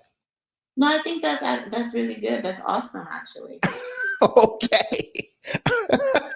How did you decide to come into the room today? Well, because you had the Bank of America title.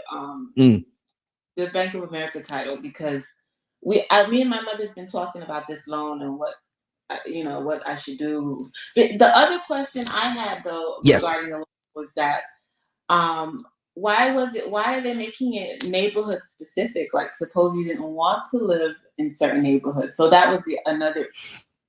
Okay. Well, I have a couple of articles up here. So you want to read the entire article. I got 2 articles, but you can you can contact Bank of America specifically and read on their website.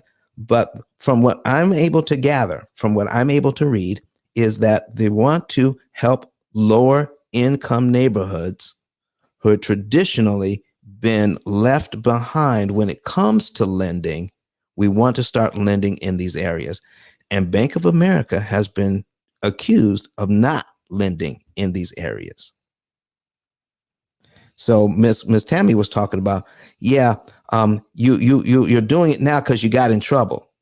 But Miss Tammy said, oh, well, you're doing it because you got in trouble, but that's okay. We'll still take it. Okay. Does that make sense, Miss Tina? Yeah, it makes sense. Okay. But we want to make sure that people can take advantage of it, and people who are living in the neighborhoods take advantage of it. But if it's something that you want to be able to do, and listen, once this starts happening, okay, let me tell you something. If you move into this neighborhood, do you think the housing prices right now are going to be lower or higher in these neighborhoods? Lower. What's going to happen when more people who are like you, who are more affluent, move into these neighborhoods? What's going to happen? We hope that the value of the neighborhood goes up. It's not a hope. It's gonna. Okay? That's going to happen. So would you want to be in an area? Because, if we're anywhere else in town, we might be able to get the traditional 10 to 16% increase in home value. But in these areas, the home values are going to skyrocket.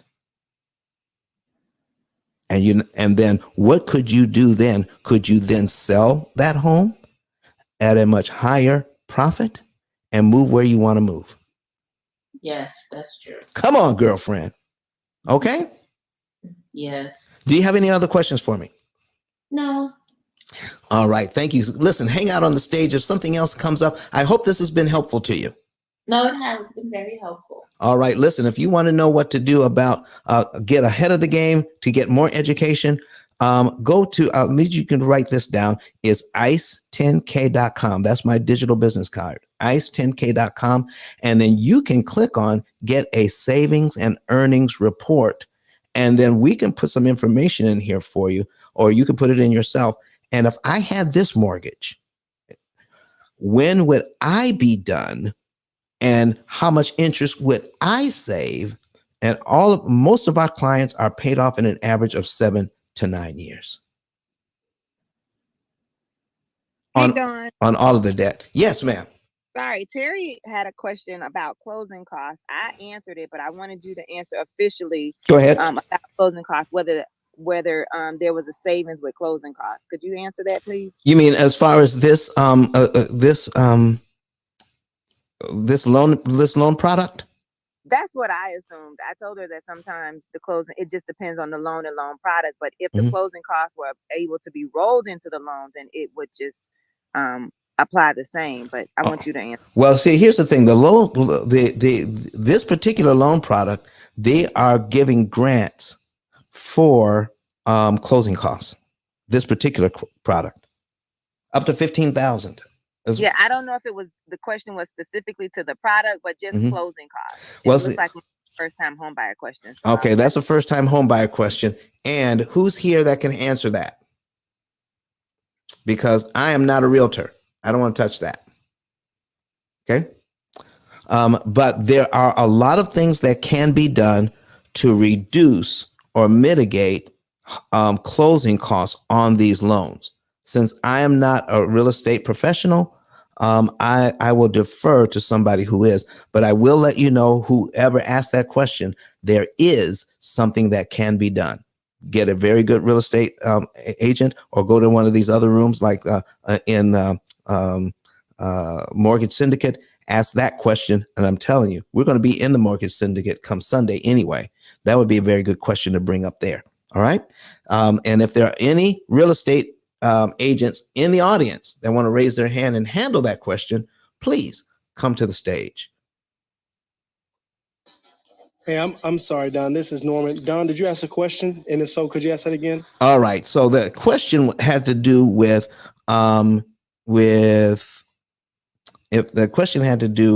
closing costs. What can we do to mitigate closing costs if you're first-time home buyer? Sure. So the best thing that you can do is shop lenders. So the closing costs that you have your prepaid closing costs, which all that means is the lender is going to have some fees for the services that they provide. And so you're going to shop that around. Typically their fees are going to be somewhere between 3 and 5%. So that gives you a range where you can negotiate those fees.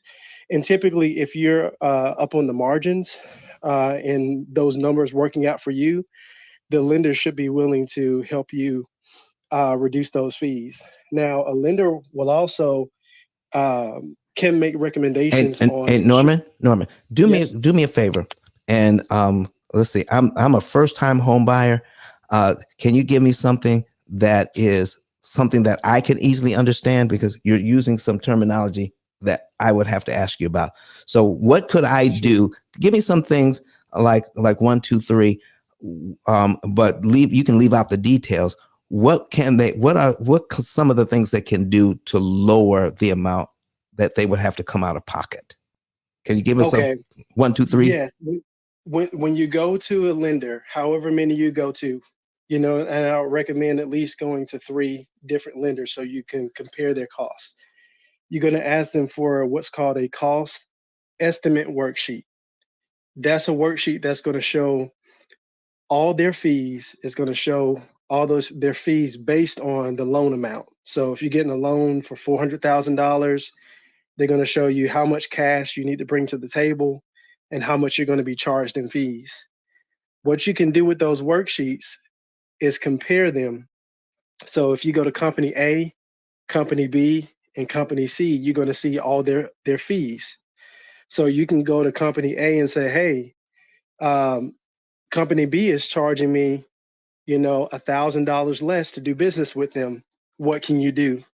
And so the same way that you would do the same thing with a cable company or a service provider, you can do that with a lender. Okay, so number one, you can play one against the other and say, listen, can you lower your fees for me? Okay, so what you're asking, the general term is ask the lender to lower their fees. Okay, that's number one. What's another thing they could do? Ask your lender for low rates on homeowners insurance. So they're going to be working with homeowners insurance providers. Now, does that have to do with closing costs?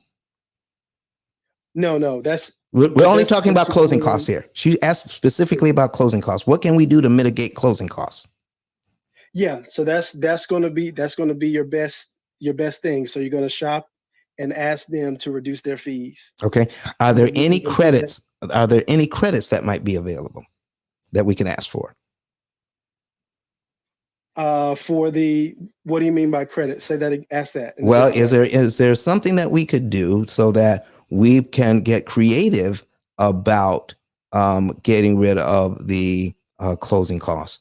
Could we ask somebody else to pay the closing costs? That sort of thing. Oh yeah, absolutely, sure. Those are the kinds of things we want from you. Sure.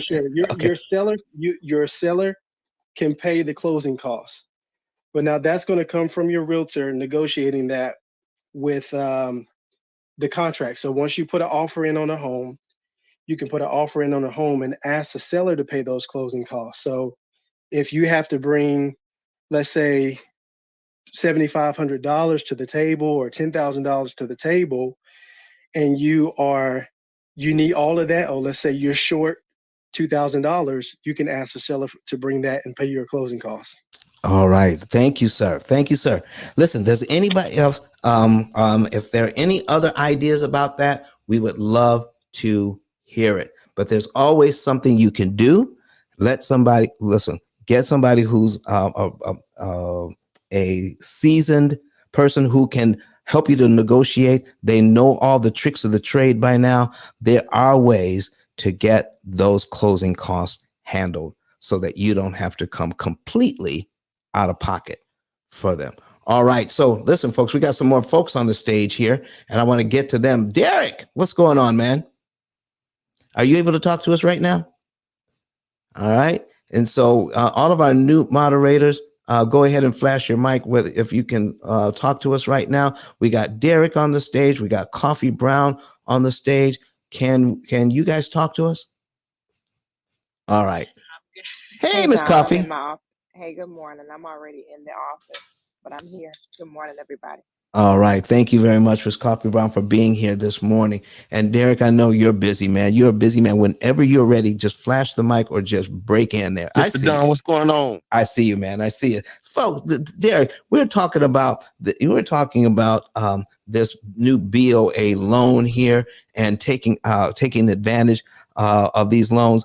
And is it a gentrifier? Is it a good thing? Is it a bad thing? What can we do about it? So tell us who you are and what you do, and let us know if you have an opinion.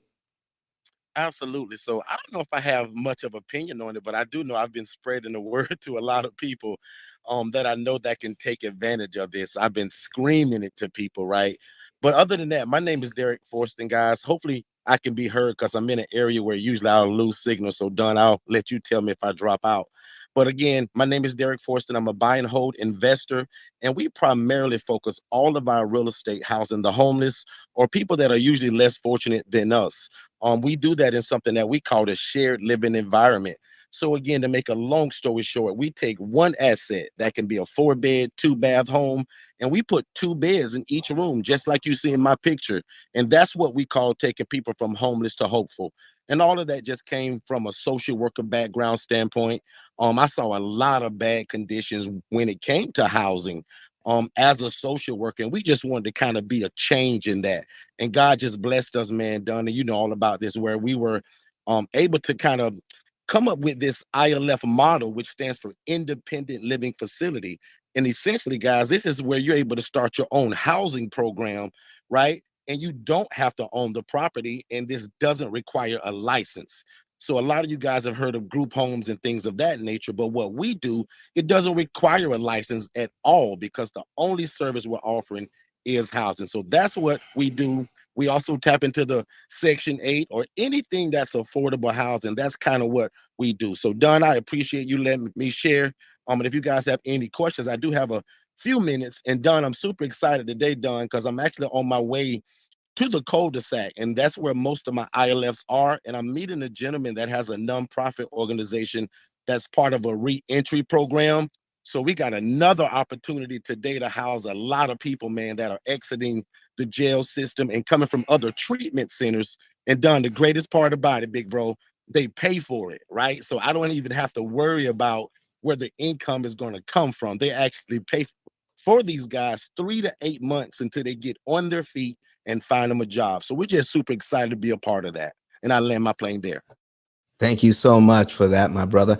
Listen, folks, tap in with Derek if you want to know any more about ILF and housing the homeless, where he puts several people in a home, that in a very nice home, and then they pay for that, and it's the income is tremendous while you're serving the community.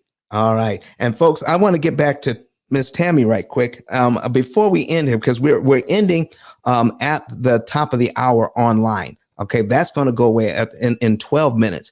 But we talked about gentrification. We talked about educating ourselves to take advantage of these opportunities.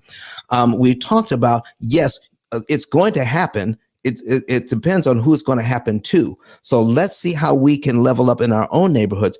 But no matter what, there are going to be some long-term residents there in these areas that could be displaced. Miss Tammy, do you have an idea on what we can do to make sure those things don't happen? Do you have any ideas there? Oh, what I was mentioning earlier was the model that Chris Senegal uses, where he goes in and he builds up the community, and he also takes, other parts of building the blighted or just like desolate land or whatever that's in a community like that, and he builds that up to bring back like the people that used to live in the neighborhood. I think it was somebody was saying that they were thinking about moving back to their neighborhood in Miami because of this loan. Like it brings those people back into the neighborhood, and it helps to build the neighborhood, and it doesn't displace the lady that's been there. She's a great grandma or grandmother. It doesn't displace that family. So it's that model that people are doing, and I always look to Chris Senegal because he not only talked about it, but he gave you a model to follow. And then he also gave you like, okay, this is how you start a fund. So you and some of your friends can, and they don't even have to be friends. They could just be people that share the vision and are of like mind. They get together, you start a fund, and then you buy the community and you put the entire community together how you want to see it. And because gentrification is gentrification, and it's gonna happen. And he always says that it's okay for you to gentrify your own neighborhood. It doesn't have to always be, a certain demographic where they are pushing us out of a neighborhood. It can be you that leads the charge in that and saying, okay, I'm not gonna leave the neighborhood, or if I do come back to the neighborhood, this is what I'm gonna do. I'm gonna get with Dawn, I'm gonna get with Crystal, I'm gonna get with Byron and be like, hey, do y'all wanna put in on this fund, because this is what I'm gonna do to build this neighborhood up. And in gentrifying your own neighborhood, it turns around and it causes better schools to come there and other things of that nature. And you can lobby and go forward with okay. You can, I'm sorry, I was reading the text message.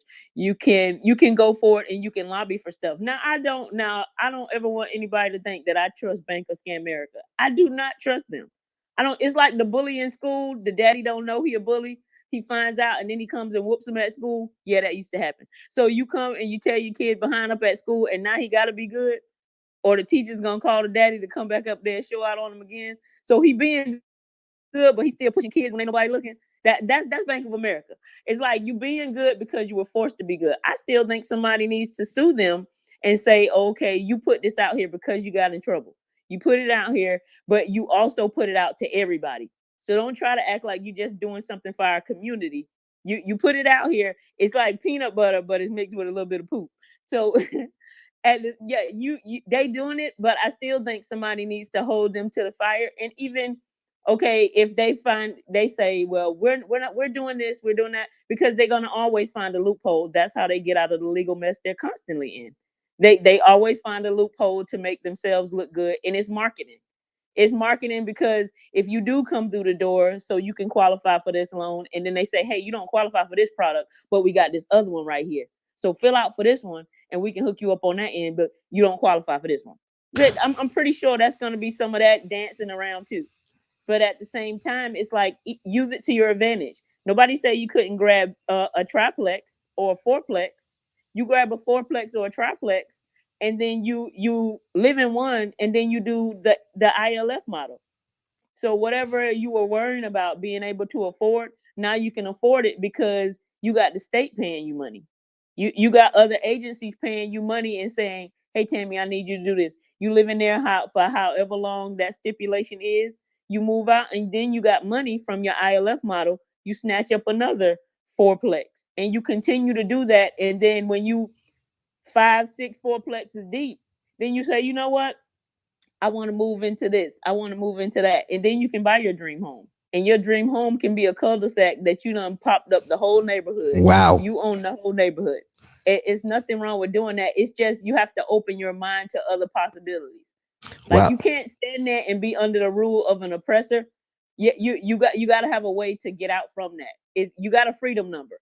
Jamal King and ET always says it. There's a freedom number. What's your freedom number? You have to decide what you're going to do to move forward and find out that freedom number and work in silence. And then they're like, I didn't know Byron owned the whole neighborhood. Like, yeah, that's what I've been doing. Like, I didn't know Tammy owned the whole neighborhood. Yeah, that's what I've been doing. Oh, I didn't know you owned that. Like, you can move in silence. A sniper never lets you know.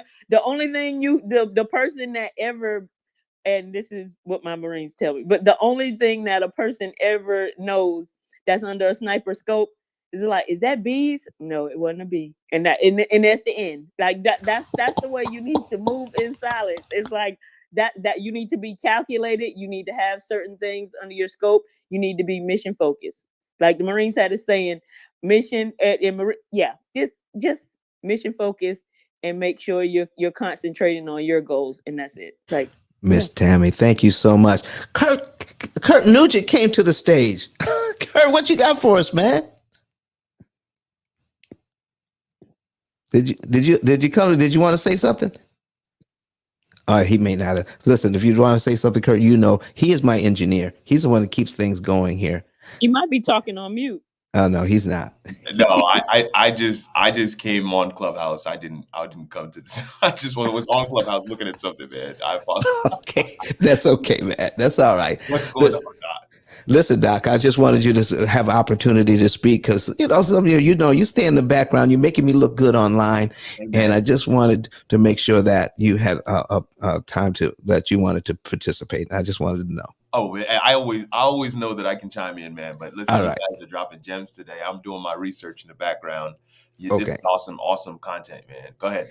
All right, thank you so much. So, folks, listen, I got 5 minutes left here before we have to leave online, but I'm going to keep the party going on Clubhouse here for the next. Into the next hour. So maybe we may go over an hour, 45 minutes, but the conversation is going well. We just don't want to cut it off just as we're getting going here. All right. So now we have some new people who come to the stage, and let's see if we can get them to ask their question. And I see Miss, let's see, Odua. Help me to pronounce your name. Hey, Don, it's Eniate. How are you? No, it's not. It is. What are you doing? Listening to you, the Don. Oh my gosh. How are you? Listen, I've heard your name so many times. I just didn't know how to spell it. It's okay. It's Eniate. It's very tricky, but okay. It's not English, so it's all good. Okay. What do you have for us this morning? Well, no, I raised my hand earlier because you were asking if there were any realtors in the room who could share some information on helping the buyer obtain closing costs. So I did put a list in the chat, but I had my hand up and I never took it down. Okay. Well, listen, if you have a couple of things to say about that, please go ahead. Well, I was just going to say, depending on who the lender is, a lot of times, and who the seller is, right? Because a lot of sellers right now, like builders, are contributing to closing costs. But it's always a creative opportunity for if the buyer is a little short on closing or they want to save, that you can always raise the purchase price. So let's say if you want help with your closing costs, and anytime you're representing a buyer, you can always tell the seller, hey, do you have any room to contribute to my buyer's closing cost, right?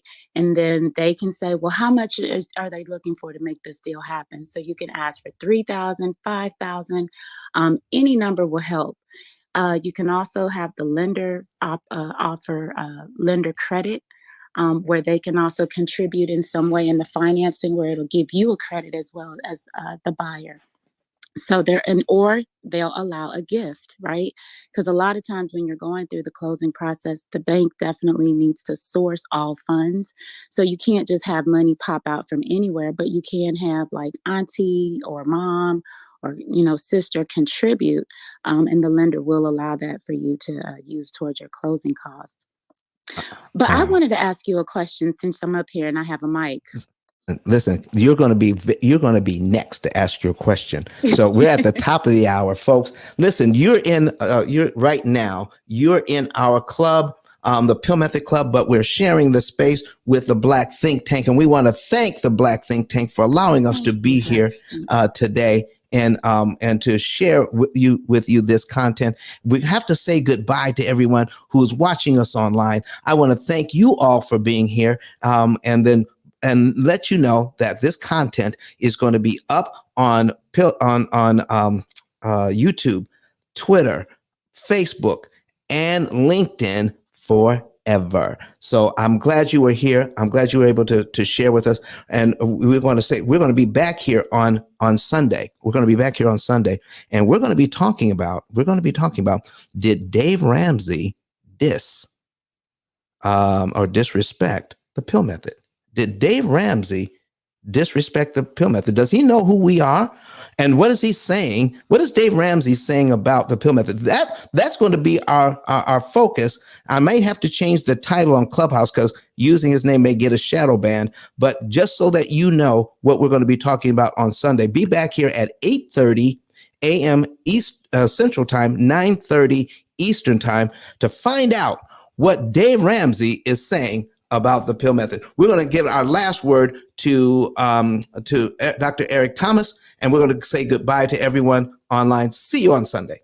My name is Don Daniel, founder of P.I.L.L Method International, and our team created the most powerful money management, wealth building, debt elimination system ever created.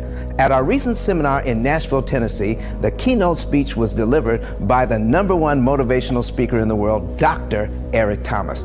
E.T., as he's also known, mentioned he paid off his mortgage in 4 years using the P.I.L.L Method. I invite you to watch and listen. Listen to me, y'all. One of his mentees took us through one of their programs, and I paid off my mortgage. But guess what happened? My marriage went to a whole nother level. And you know why? Because my wife is a security freak. And even when I blew up, my wife would be like, oh, you blew up, but how long is you gonna keep making this kind of money? I was like, I don't know, forever. She's like, you sure? Because I'm gonna keep my license as a nurse just in case you don't. So when I paid the house off, my boy was like, you ain't gotta do that, you can do this. But when I paid the house off using that program, it took the stress level all the way down for my wife because we no longer had a mortgage. Does that make sense? That thing that was coming every month, that was getting on her nerves, we didn't have that no more. And so she was at rest. Did you hear that? No mortgage, no stress. If you would like to become debt and mortgage free within an average of 7 to 9 years by cutting your interest costs by up to 75%, go to pillmethod.com and request a savings and earnings report today.